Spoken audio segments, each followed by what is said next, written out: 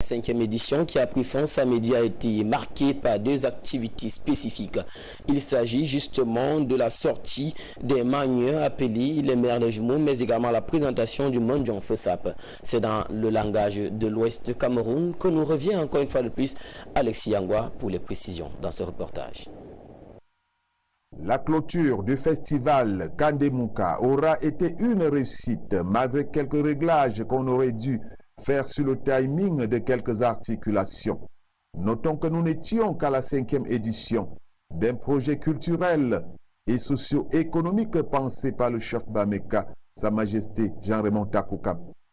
Si toutes les séquences ont été captivantes, on peut s'arrêter sur la société secrète, le Mandjong Fessap. Ce sont des hommes craints, divisés aussi en castes selon les puissances.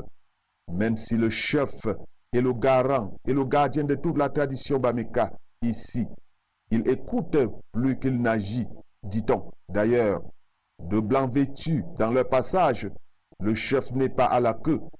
Il précède deux castes, disons des plus méchants. Avant le Mandjong Fessap, les femmes toutes vêtues de rouge vif ont occupé la scène.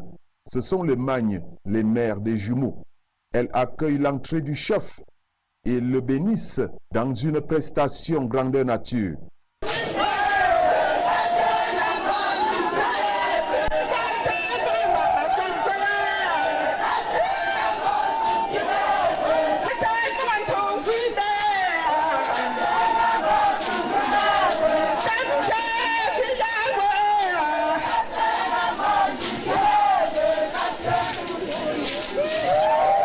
Après ce rituel, le jujube est partagé à toute l'assistance.